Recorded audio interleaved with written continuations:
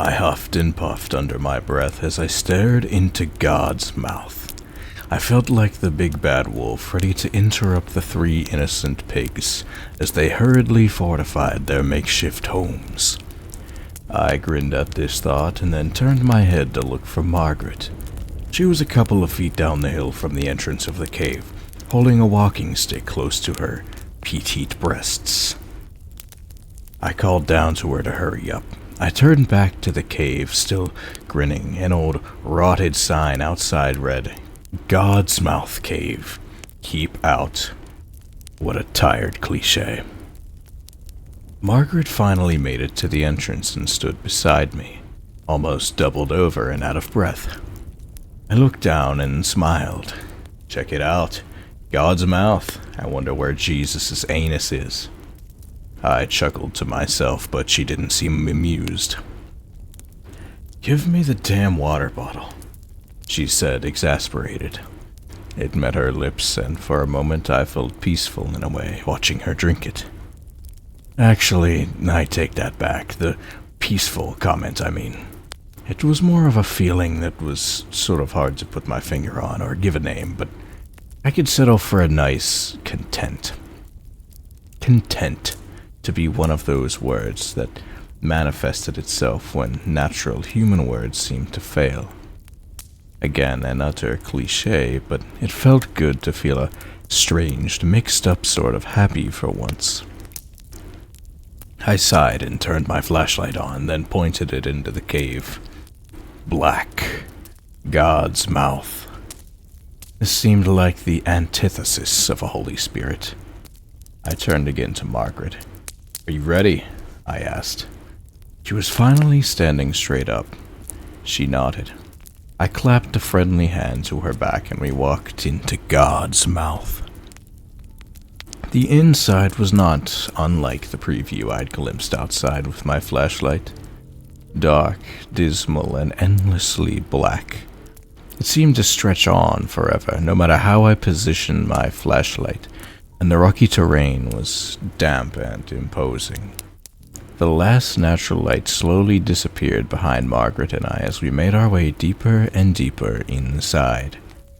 I found it strange how soft and compelling the world around me now appeared, despite the stalactites, stalagmites, and other rocky formations being so jagged. It seemed that even amongst the pointed teeth of God, I could lay down and rest there forever. It was comfortable. Apparently, Margaret disagreed. She shivered uncomfortably under my arm. I raised my eyebrows. "You need your coat?" I asked. I tried to look at her and make nonverbal communication as explicit as possible, until I realized that we were lost in inky blackness of the mouth of God. I bit my lip and waited, but she didn't respond. For a couple minutes we walked in silence. Then she stopped and stood motionless, as did I. "Why the hell are we even in here?" she asked. She sounded irritated. I shrugged, more to appease myself than her, and shoved my flashlight under my face. Bladed shadows obscured half of it, the other half illuminated in a wretched mask. "Spooky," I cried, chuckling, but she didn't move. I sighed.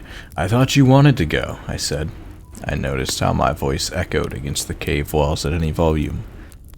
I began again, scratching at my chin. "You did say you wanted to go see some nature for our vacation, and you did sound impressed when I told you about my visit to Mammoth Caves a couple of years back, so..." My voice trailed off. I could still sense her irritation.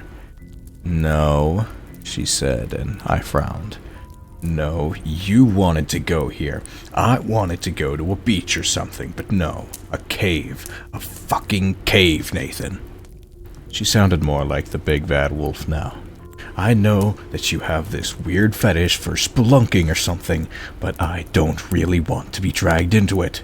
Don't get me wrong, I'd love to go on a trip and get into nature and fresh air, but this..." I could hear her arms flail and gesture about in the thick air. This is cave air, not fresh air. This air is practically fermenting. Plus, isn't this illegal? Can we please just leave? We both stood there. The only sound that could be heard was the electricity in the air being stifled and smothered by the damp atmosphere. Finally, I began to walk, and I didn't hear her follow me, but I kept moving forward. Then, "Nathan," she said. "Stop, please, stop." So I stopped. "I'm sorry," she said. I could hear her moving close to me.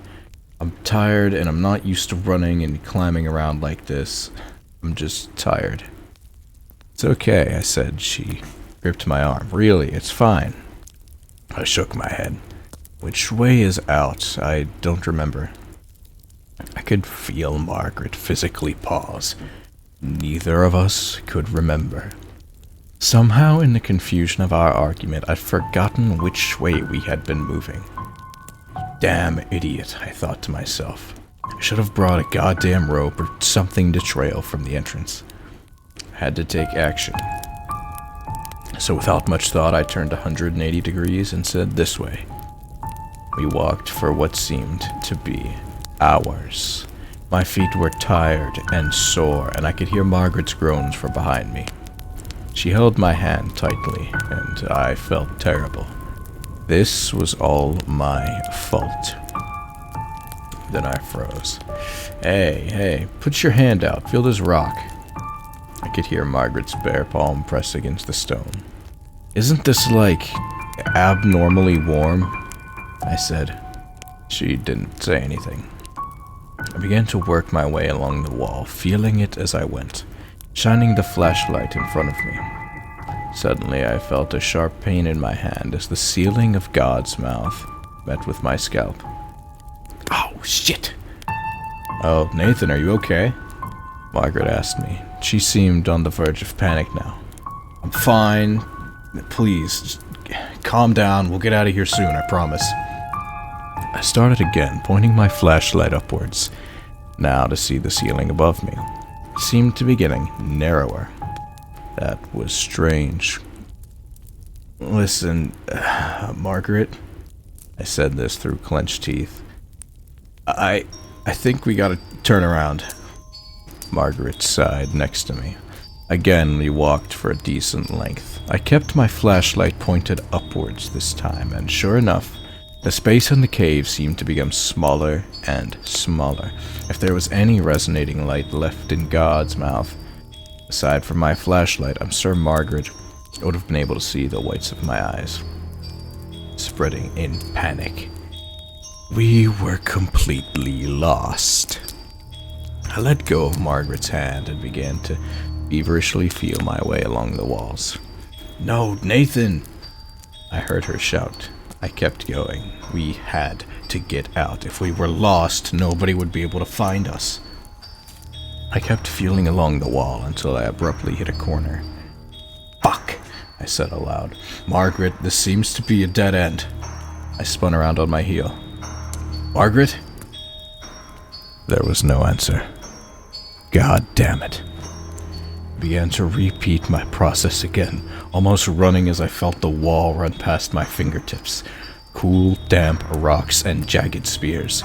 Suddenly, I found myself at another corner. I shouted for Margaret. I was belting out her name. In the corner of the cave's maw, where I had been thwarted so many times already, I heard a noise.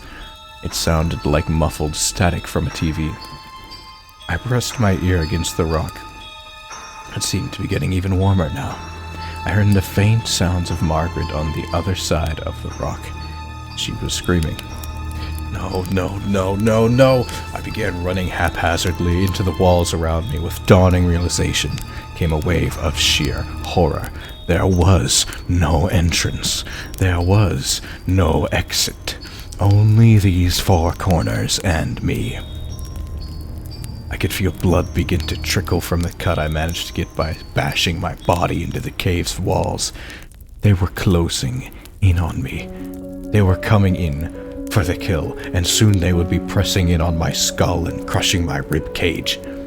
I sat there for hours, waiting for my death.